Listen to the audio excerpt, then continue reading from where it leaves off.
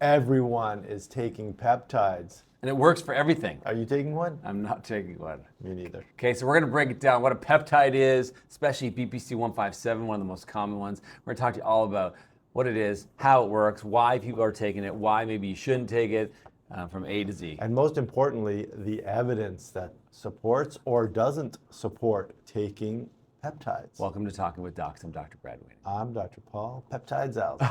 Paul Peptides Alza. Okay, so we're not taking peptides. No.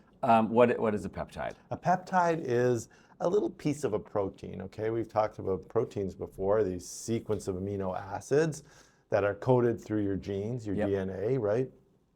And a peptide is just a small piece of that. Right.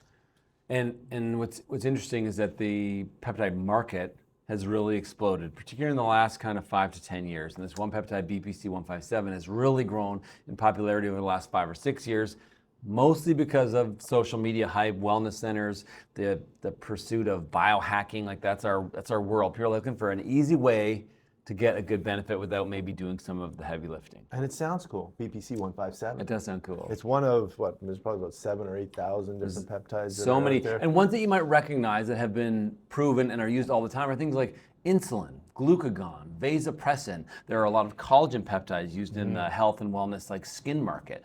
So there are recognized peptides that are good for your health, for sure. Right, just a piece of protein. Now, in specific, this BPC-157 is touted to be the be-all, end-all peptide. Be-all, end-all peptide. Right. That's what they used to call it. Yeah. And so where did it come from? So this is a small piece of a compound called body protective compound. That's the BPC. Right. And this is a 15 amino acid segment of this that normally is found naturally in our stomachs. Right. So the thought is that it was designed to protect our intestinal lining from the harsh acidic conditions of our stomach. And that's where a lot of the research started in the early 1990s in Croatia, where they identified this and were looking into inflammatory bowel diseases and ulcer care and that kind of thing. And to be fair to BPC-157, there is a lot of like in vitro, so out of body testing and some animal testing that shows, well, hey, it does look like it repairs tissues like tendons and ligaments and muscle.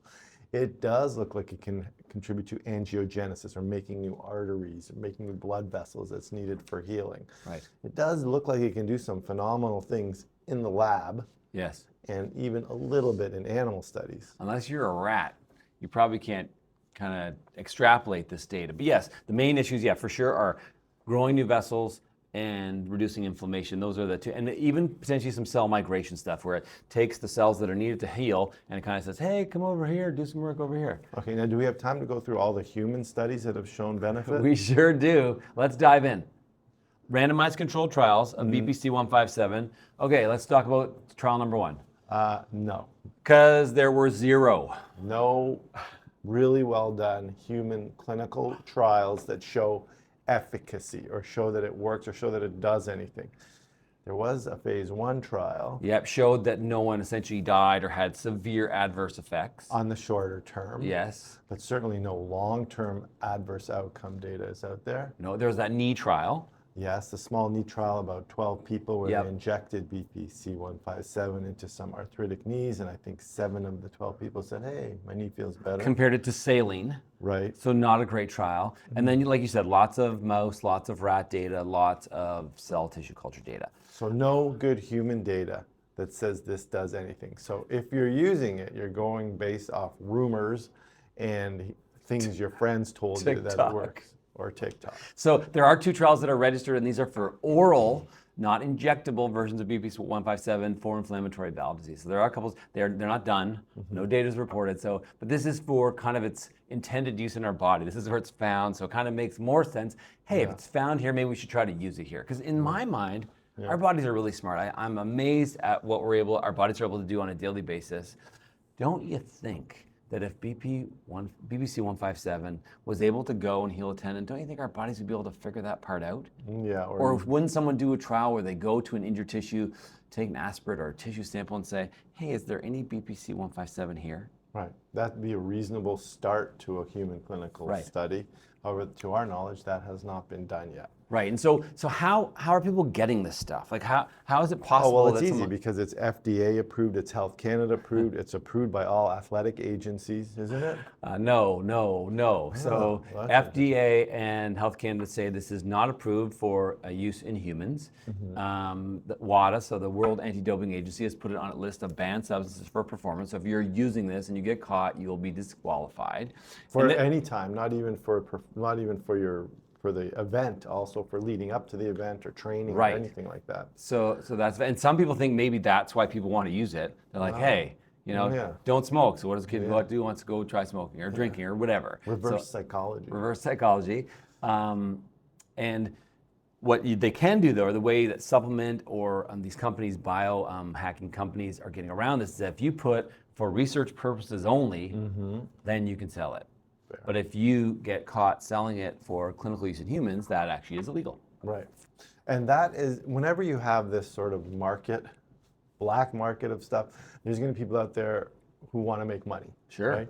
And that's a great way to make money if you're selling stuff on the black market. This is for all the people that say, oh, big pharma, big pharma, Yeah, big pharma.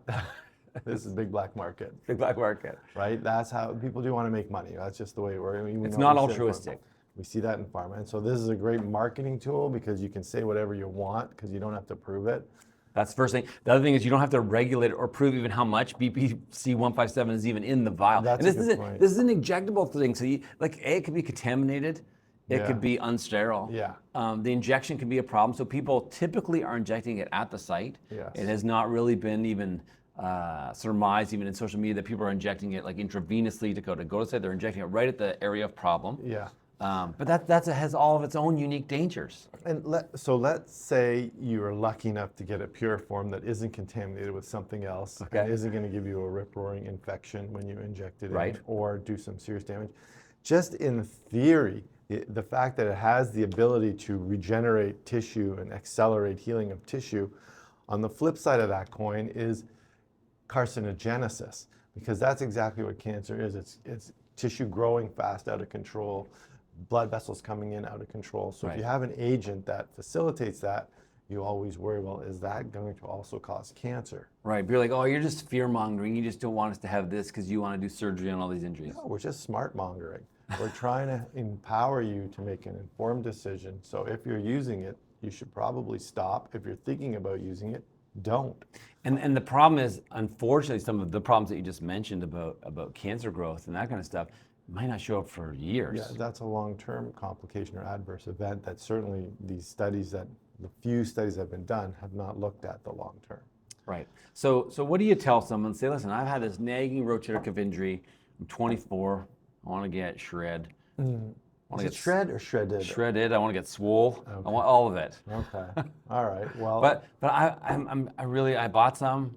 I got a pretty clean needle, I think, and I think it's in a pretty clean vial. I'm injecting this stuff in my shoulder. I would say don't. Yeah, There's no evidence to show that this is going to help you in any way. Remember, you may have talked to a friend who did this. Remember, the placebo effect is about 30%. So even if they injected nothing, there's a 30% chance they're going to say it helped them. I think on social media it's 50%. Placebo or way higher? Yeah. Way higher.